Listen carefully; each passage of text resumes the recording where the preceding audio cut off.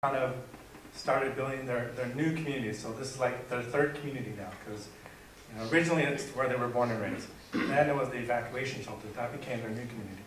They met new people. And then they were moved again to these temporary houses. So this is now their third community. Some people got moved 3 or 4 times after, so having to move all the time is kind of stressful. This is Onagawa. This is another kasetsu. This is the only multi-story kasetsu. These temporary housing units are actually made out of shipping containers, which I thought was pretty ingenious and creative, being that I studied architecture and flunked out. This is some of the good stuff I've been seeing. These temporary shopping centers have been sprouting up all over the place. The one on the left is in Kesunuma, the one on the right is in Minami Sanriku. The one in Minami Sanriku, to me, is even raising more joy, because in Minami Sanriku, everything is gone. If they want to go shopping, they have to drive 40 minutes to the nearest city to go to any shopping. The only thing left was, well, I think it wasn't even left, it was built right away, was the Lawson's up on the hill, which we spent a lot of time on at our first couple of trips, eating those bento dinners. So on the left is rebuilding a seawall in Kuji. Doesn't matter if it's snowing, they're going to build it. They're going to keep working. Rain, shine, snow. Volunteers are making yakisoba for evacuees. The fishing industry is coming back. The picture on the left is from Ishinomaki. So the fishing, the seaweed, the oyster farming is all coming back into. The question is, though, how much of it is contaminated. If you go far north in Aomori, they've actually banned fishing for Pacific cod because it's too contaminated right now. So the people are coming up with creative ways to support themselves. Some group of ladies in Minami Sanriku, they took kimonos that they salvaged from the tsunami, and they washed them in the river. And they couldn't throw them away because, kimonos are very special. It's just their culture, and they're very cherished items in the family. So rather than throw them away, these ladies have cut them into pieces to make hime daruma dolls, coasters, and placemats. So what we do is we actually buy these things from them, and we bring them back here. And then, for people who donate to our organization, we actually give them a gift from the people of Tohoku. Network Orange on the left is a daycare center for mentally challenged students, elementary school kids. They're actually making paper bags out of paper. And they're actually handmade. The great thing about this program is that these students, they learn, coordination skills. They actually make the bags. They actually get paid to make the bags. And then when the organization sells it, the money is going to be used to build them a new facility, because their facility was washed away in the tsunami. On the right is the ramen bus. So you actually go inside the bus, you order ramen, you sit down and you eat it. And when I go back, I don't want to go talk to these people, but I want to find out if this is where they actually had a ramen restaurant, because I'm not sure. But it's one of the creative ways they're finding ways to make a living. Part of Diane's documentary is about our community. The community in Japan, they've bonded together, they've worked together, they're doing what they can as a group, to help themselves. And, everyone here, I believe, is sort of the same way. We can't do this alone, we can't do it by ourselves, but, if we work together as a community, we can move mountains, At Shishoya Elementary School, these cranes were created by an elementary school in Thousand Oaks and Simi Valley. And then on the right, they created paper hearts with messages on them, and we sent those came from students in Pasadena. On the left is the new Sansa Cafe sign that Derek and the students at the Terasaki Foundation, those students helped build. And then on the right is, us cooking a barbecue for one of the evacuation shelters for 100 people. So on the left, I sent out this massive email to my friends, and a friend of a friend in Kauai. They gathered, one of the things on the list was slippers. They lost their slippers. If you went to a evacuation shelter and you look in the shoe cubby holes, there's very few slippers. You see a lot of Crocs, but no slippers. I'm not sure why Crocs are so popular there, but God, the Japanese love their Crocs. So anyways, so the Isaki Ohana and his friends in Kauai, they collected 850 slippers and sent them to Kesunuma, Ishinomaki, and Minami Sanriku. And then there is a Station 15 in San Francisco. They raised money and they asked us to deliver it, so we found a fire station in Kesunuma.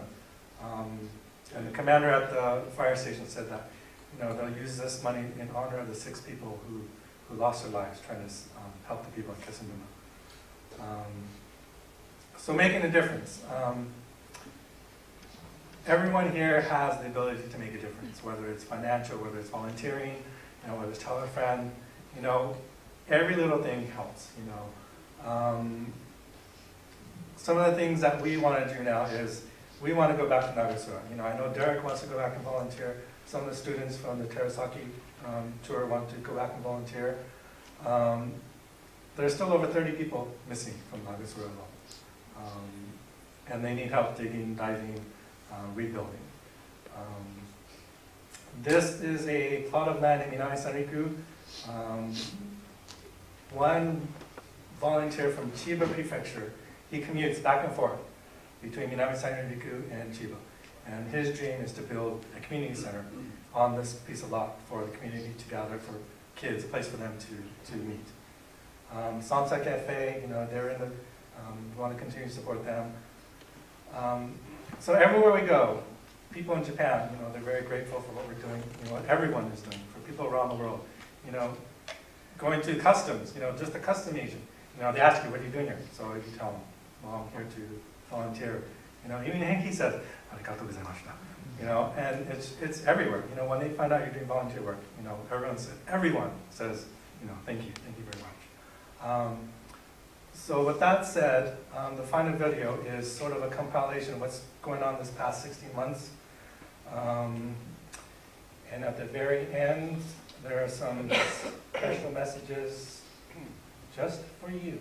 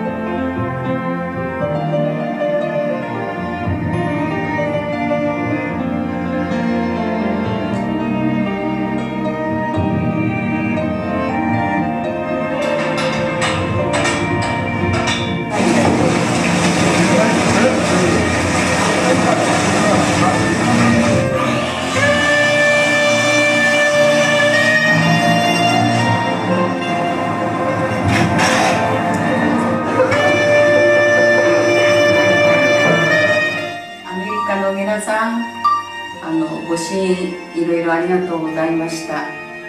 第一番に駆けつけてもらったのもアメリカです。我々はこれから復興に向けて頑張りますのでよろしくお願いします。いろいろなもの、それからプレゼントいっぱいいっぱいありがとうございました。1年経ったけどこれから先も元気でいっぱい笑いながら過ごしたいと思います。ありがとうございました。ありがとうございました。今まで、ご支援くださった方々本当にありがとうございました。Thank you for America。ご支援ありがとうございます。末永い応援よろしくお願いします。ありがとうございます。アメリカの皆さん、いろいろご支援ありがとうございます。これから復興が始まります。もっともっと頑張りますんで、これからもよろしくお願いします。ありがとう。僕ってアメリカに行くぞ。ありがとう。 We'll go ahead and make money and Thank you very much for helping Japan and we always appreciate you. Thanks America. せーの。ありがとうございました。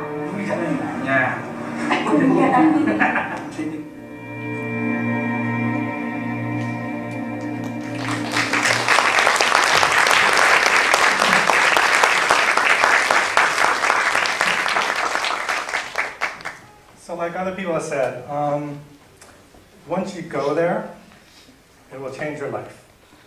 So if you guys have a chance and you have time, go to Tohoku.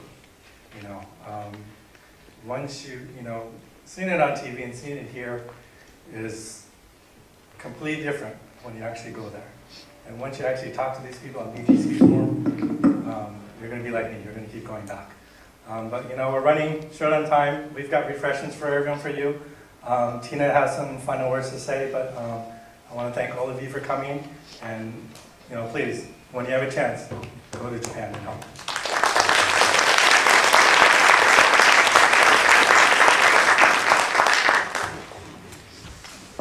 Once again, this is Japanese National. I really appreciate the fact that so many of you gathered here. After 16 months after the great earthquake in Tsunami, I live in Tokyo. We get this news daily. But the press and the TV cameras have shifted elsewhere to cover the news because all these things are happening all over the place in the world. But suffering in Tohoku remains intense, and we still need help. Any of you want to ever come to Japan to help? I live in Japan, and I come out here every 4 months or so to visit. I can give you an email. You can send me an email. I can lend your cell phone or help you out. Please come and help. Thank you very much. 本当にどうもありがとうございました。